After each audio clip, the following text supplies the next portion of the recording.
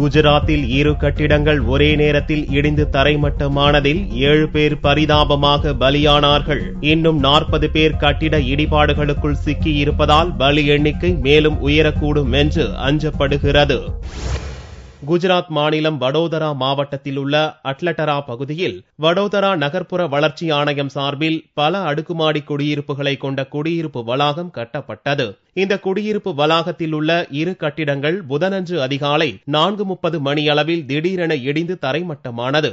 அதிகாலையில் அயர்ந்து தூங்கிக் கொண்டிருந்தவர்கள் இடிபாடுகளுக்குள் சிக்கிக் கொண்டனர். போலீசார், தீயணைப்புத் துறையினர், ராணுவத்தினர் என பல தரப்பினரும் மீட்புப் பணியில் ஈடுபட்டு 7 சடலங்களை மீட்டனர். பலத்த காயமடைந்த 14 பேரை மீட்டு மருத்துவமனைகளில் சேர்த்துள்ளனர். 2 கட்டிடங்களிலும் 14 குடும்பங்கள் வசித்து வந்ததால் இடிபாடுகளுக்குள் இன்னும் 40க்கும் மேற்பட்டவர்கள் சிக்கியிருப்பதாக வடோதரா மாவட்ட கலெக்டர் வினோத் ராவ் கூறினார். இதனால் பலி எண்ணிக்கை மேலும் உயரக்கூடும் என்று அஞ்சப்படுகிறது.